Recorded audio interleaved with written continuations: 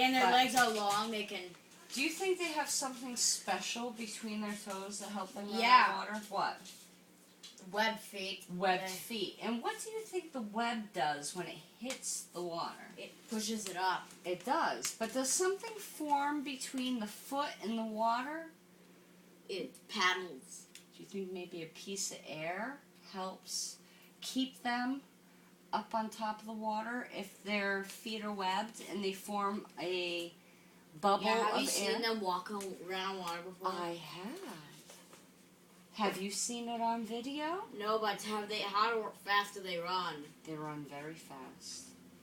Fast enough that when their feet hit the water, and because they're webbed... Do they like to run away from you if you're swimming? I would think so. These lizards have... I saw one... there's one on top of a tree. Which one's Spike? Spike is... This is Spike. And this is Princess. And that is Princess over there. But we're talking about the basilisk. Isn't that a snake? Water. It's actually a lizard that runs on water. And what did we discover? Why can it run on water? Well, the flash. It's okay. Why can it run on water? It has special what? What's webbed feet to keep it up in the air. That's right. And what forms between its webbed toes and the water that keeps its feet on top of the water? It paddles. It does. Does it have air pockets? Yeah. It forms air pockets between its feet.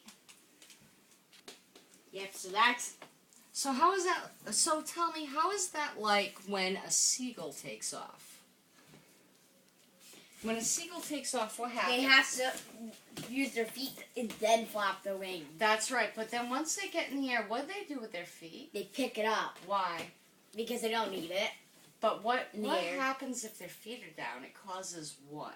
Drag. Drag, very good. And what happens if you have drag, you can't get off the ground, can you? It can't, if it gets off the ground, it can't get off the ground. They can put up feet out when it's in the air, but they can't go as fast. That's true.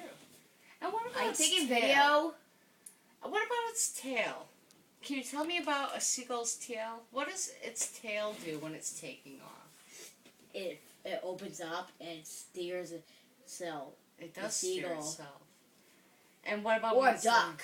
Or duck, correct. And what does it do when it's landing? Or geese, or trumpeters, or swans. Mm-hmm. But Do you know what a trumpeter swan is? What is a trumpeter swan? They sound like, the reason why I call them a trumpeter swan, because they sound like a trumpet when they go.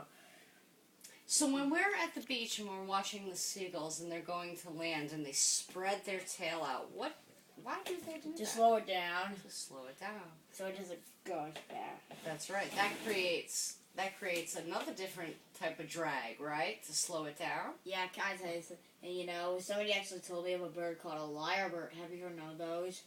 Never heard of them. They can imitate any sound they hear. Really?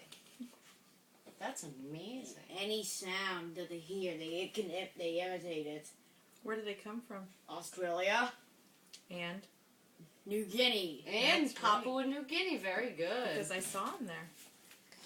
And they can imitate any sound they hear. Did you know that, Mom? Yeah. Remember bowerbirds?